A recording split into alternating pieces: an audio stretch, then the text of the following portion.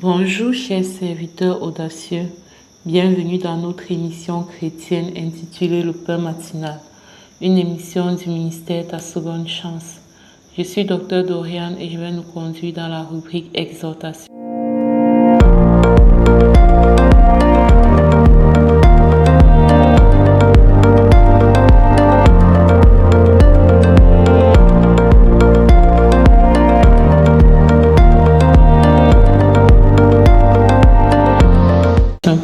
Alors, bien-aimés dans le Seigneur, chers serviteurs audacieux, ce matin, nous allons continuer notre semaine spéciale prière. Aujourd'hui, c'est le jour 2 où nous allons prier pour rencontrer Dieu. Hier, nous avons prié pour être remplis du Saint-Esprit. Et je voudrais savoir, bien-aimé, quelle était ton expérience? Comment cela s'est passé? Et avant de parler de prier pour rencontrer Dieu, je voudrais te donner une petite astuce, une petite stratégie quand tu veux aller dans la présence de Dieu, quand tu veux prier, communier, crier à Dieu, quand tu veux vraiment entrer dans l'intimité. J'ai déjà eu à partager ça ici, mais je voudrais partager, si tu viens d'arriver sur cette chaîne, tu viens de nous découvrir, je partage ça aussi avec toi. Quand tu veux entrer dans la présence de Dieu, tu peux mettre des musiques ointes, d'accord? Tu peux mettre des musiques ointes, des musiques d'adoration douces, vraiment ointes, et tu peux mettre ça en fond sonore et puis tu pries. Ces musiques vont vraiment te permettre d'avoir une belle atmosphère de prière, de créer une bonne atmosphère de prière qui va te permettre vraiment d'aller dans la présence de Dieu, de ne pas être discrète et de vraiment être dans le bon, en fait, dans le bon état d'esprit, voilà, tu ne vas même pas voir le temps passer. Alors que cette musique est en train de chanter en fond et que tu es en train de prier, tu ne vas pas voir le temps passer en fait.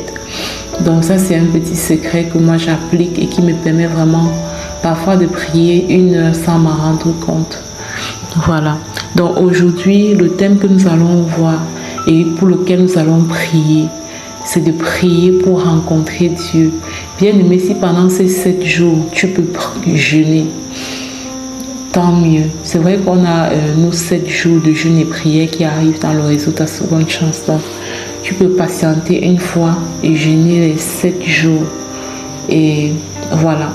Donc, prier pour rencontrer Dieu. Il est important pour nous de rencontrer Dieu dans notre vie. Vous savez, on peut être enfant de Dieu sans jamais rencontrer Dieu. On peut être enfant de Dieu sans jamais vivre une rencontre particulière, exceptionnelle avec Dieu. C'est pourquoi nous devons prier. Nous devons demander. La parole de Dieu dit dans Matthieu 7,7, demandez et vous recevrez, frappez et on vous ouvrira. Donc, il y a des choses que si tu ne pries pas, si tu ne frappes pas, si tu ne demandes pas, tu n'auras pas. D'accord? Donc, il faut demander, il faut prier, il faut soupirer. Seigneur, je veux te rencontrer. Je veux te connaître comme je ne t'ai jamais connu. Je veux te connaître, je veux te rencontrer, Seigneur, comme Jacob t'a rencontré. Et là, je vais lire un peu Genèse 32, verset 24 à 30. Jacob demeura seul. Alors un homme lutta avec lui jusqu'au lever de l'aurore. Voyant qu'il ne pouvait le vaincre, cet homme le frappa à l'emboîture de la hanche. Et l'emboîture de la hanche de Jacob se démit pendant qu'il luttait avec lui. Il dit, « Laisse-moi aller, car l'aurore se lève. » Et Jacob répondit, « Je ne te laisserai point aller, que tu ne m'aies béni. » Il lui dit, « Quel est ton nom ?» Et il répondit, « Jacob. » Il dit encore, « Ton nom ne sera plus Jacob, mais tu seras appelé Israël. Car tu as lutté avec Dieu et avec les hommes et tu as été vainqueur. » Jacob l'interrogea en disant, « Fais-moi, je te prie, connaître ton nom. » Il répondit, « Pourquoi demandes-tu mon nom ?» Et il le bénit là. Jacob appela ce lieu du nom de Péniel, car dit-il, j'ai vu Dieu face à face et mon âme a été sauvée. Donc, ces versets racontent un peu l'expérience de Jacob qui a rencontré Dieu. Vous voyez le soupir qu'il avait, le désir qu'il avait vraiment. Il dit, fais-moi connaître ton nom, je te prie. D'accord? Même l'ange ne lui a pas dit, mais il y avait ce soupir dans le cœur de Jacob. Il dit, fais-moi connaître ton nom. Fais-moi connaître ton nom. Fais-moi connaître qui tu es. Et l'ange lui a dit, pourquoi est-ce que tu demandes mon nom? Mais il a béni tout de même. Parce que Jacob avait dit, je ne te laisserai pas partir d'ici tant que tu ne m'as pas béni. Quel est ton nom? Ça, c'est l'ange qui demandait, dit Jacob, si désormais tu ne seras plus appelé Jacob, tu seras appelé Israël. Donc quand tu fais une rencontre véritable avec Dieu, il change ton nom. Et quand on dit qu'il change ton nom, ça veut dire qu'il change ton histoire. Il change ta vie. Donc nous devons tous soupirer à ça. Moi aussi, c'est ma prière. Je prie, Seigneur, je veux te rencontrer à une autre dimension, à un autre niveau. Fais-moi te connaître comme je ne t'ai jamais connu. Fais-moi te voir comme je ne t'ai jamais vu. Ouvre mes yeux pour que je vois. Ouvre mes yeux pour que je te vois. Ouvre mes yeux. Permets-moi de toucher juste même le pan de ton vêtement parce que je ne peux pas te regarder en face. Accorde-moi la grâce de toucher le pan de ton vêtement. Nous devons prier ce deuxième sujet de prière. Prier pour rencontrer Dieu. Prier pour ne pas passer à côté de cette rencontre. Parce que passer à côté de la rencontre avec Dieu, c'est passer à côté de ta bénédiction. Donc prie, soupire. Sois comme Jacob qui dit, je te prie, fais-moi connaître, je te prie, ton nom. Fais-moi connaître ton nom. Fais-moi connaître, il y a ce soupir, ce désir, cette soif. C'est une soif que tu dois avoir. De rencontrer Dieu, de le connaître comme tu ne l'as jamais connu, de le connaître au-delà de ce que les X ou Y disent, mais d'avoir une rencontre personnelle, particulière avec Dieu, où il se révèle lui-même à toi complètement. Donc pour ça, ça demande que tu pries. D'accord? Ça demande que tu pries en ce deuxième jour de notre temps, de notre série spéciale prière. Voilà, je passe la parole à la servante de Dieu, Lina, qui va nous conduire dans la proclamation de la parole. Soyez abondamment bénis. Shalom, shalom.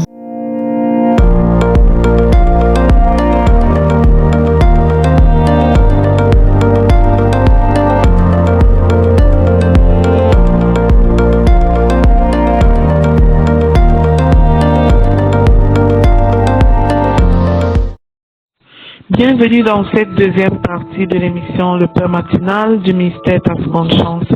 Ici Lina pour la parole proclamée et déclarée.